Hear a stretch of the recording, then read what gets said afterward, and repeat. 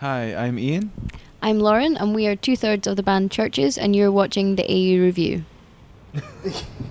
I've gone so far off Anyway, topic. I just don't even know what yes. to talk about anymore. We'll begin. We'll kick off with Depeche Mode because you're fresh off that and Fresh is generous, but we'll carry on.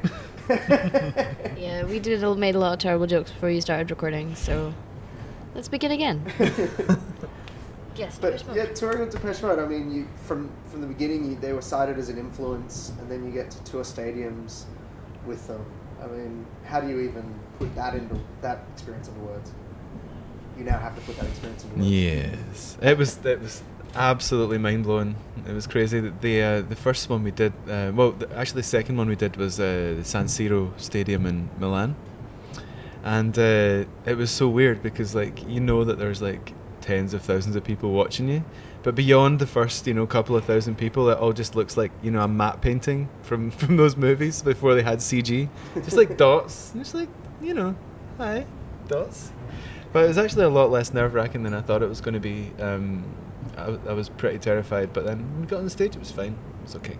Yeah. And everyone was really nice to us. Like their crew and everybody they traveled with were really great. And you hear all these horror stories about Depeche Mode fans back in the day egging the support bands and doing all those horrible things, but luckily it didn't happen. So it was genuinely a very positive experience. There were no eggs thrown. No eggs this time. I hope no literal eggs were thrown at No. anyone.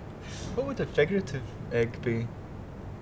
Like Deep sea diving with Ian Cook.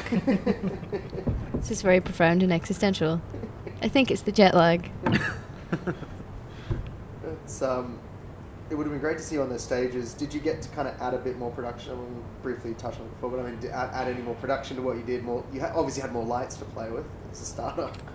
Well, you might think so, but I guess when you're a support band, you don't really have a budget, so you're actually kind of losing money doing a show like that, so you can't really wheel out the big guns.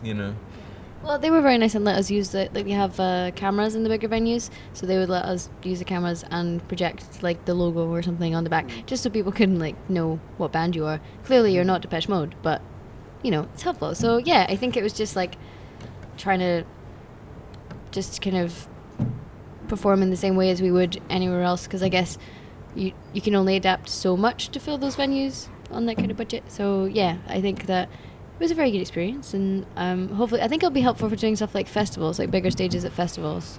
I think it'll be helpful for stuff like that, trying to communicate with a really big audience without much else other than yourselves. So. Well, you've got a lot more festivals coming up, a lot more touring, and an album release in the middle of it all.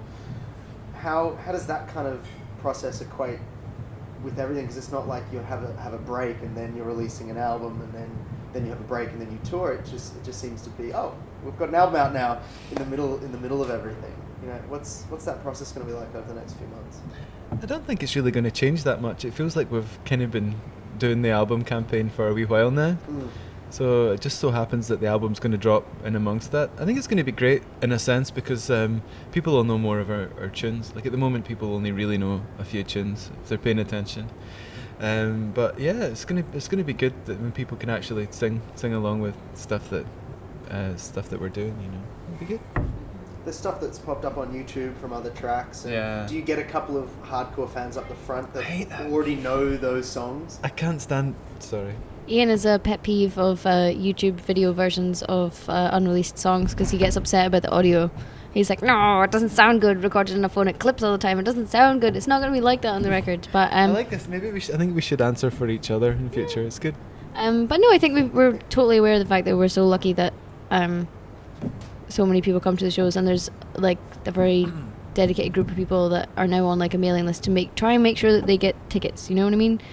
Just taking little steps like that to make sure that the people who are with you at the start can hopefully stay with you, because I feel like we're really lucky that people like yourselves want to talk to us, but that might not last forever. And if you just kind of determine the worth of your band by what people are saying about you in the press, maybe that's not a terribly sensible way to operate things. So I think we try and remember that this was a band born on the internet essentially, and the only reason we are here in lovely Sydney talking to you and have a record label and all this kind of stuff is because kids were finding it on blogs and sending it to their friends, and that got us into a really awesome position whereby we were able to think for ages about what label would be good for our band because those people had helped us get into that position. So I think it's important to not forget that.